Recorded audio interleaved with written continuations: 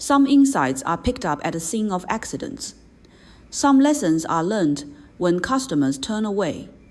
Some capabilities are honed on compensation claims. Maybe 10 years from now, I will thank myself for understanding one thing today. The heart of crisis management is not how you explain yourself to the customer, but how you help the customer stabilize his business. I used to think that when you make a mistake, you just have to be honest. Admit the fault, lay out all the causes and consequences, present the corrective action plan, explain the supply chain changes clearly, and draw the boundary of responsibilities. I thought transparency could buy back trust, logic could dissolve anger, and sincerity could soothe losses.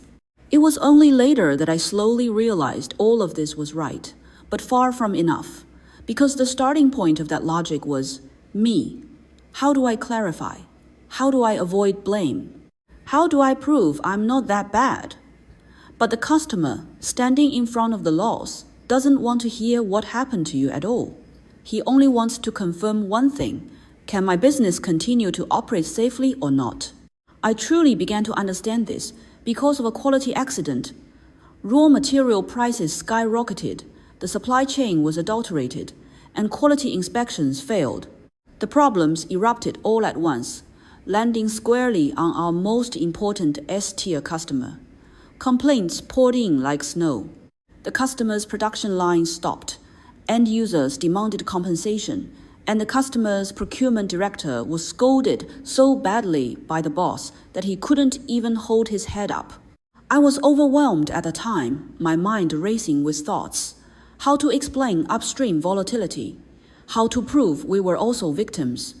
How to organize the latest material testing reports? How to tell the customer we had switched to big brand raw materials? I stayed up all night writing a very long email, explaining reasons item by item, detailing costs one by one, even attaching a cost allocation sheet. I thought I had covered everything perfectly. Then the customer replied with one sentence, like a bucket of ice water drenching me to the bone. He said, "Don't explain to me why you're sick. First tell me, where is the painkiller?" That was the first time I realized I had got the order completely wrong.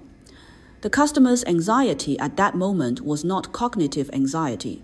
It was operational anxiety. What he worried about was not knowing the truth.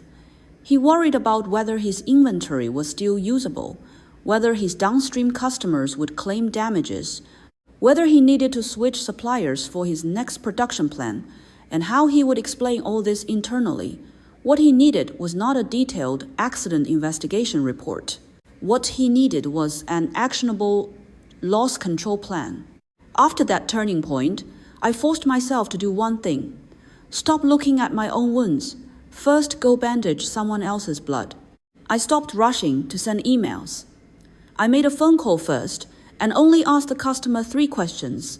What's the most painful loss right now? What does the end customer most need me to coordinate with? Can I first deliver the replacement stock overnight? Then I told him, let's not worry about those lengthy corrective plans. For now, let's put out the immediate fire first. This change was like a line of dominoes. I stopped obsessing over how others saw me.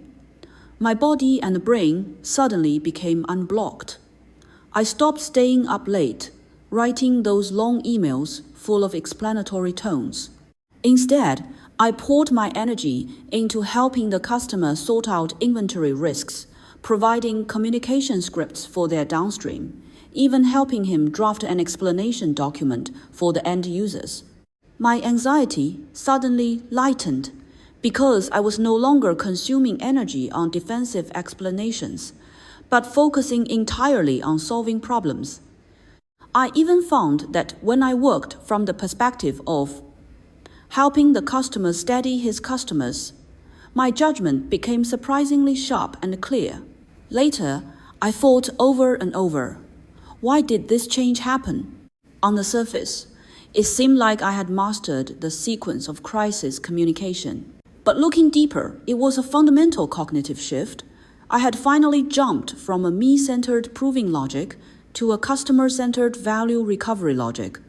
On the surface, this was handling a dispute. But in reality, I was cramming a profound lesson on value. What changed wasn't my email writing technique. It was the underlying priority with which I viewed business relationships. I used to always believe that commercial trust could be kept by honesty and transparency. But now I understand that the essence of business trust is not how honest you are with me, but how useful you are to me. In the end, this is no longer just a technical question about how to write an email. It is about whether a person, a company, in the black box moments of life, can still clearly answer, what exactly am I worth to the other party? Not the value of explaining, not the value of sympathy, but the value of helping the other survive, live well, and live steadily. That is the thing truly carved into my bones from that experience. It made me understand, when a crisis strikes, people don't listen to how difficult it was for you. They only see how useful you are. The ruler you hold in your hand should not be measuring how deep your own wounds are, but rather how far the other's risks still remain.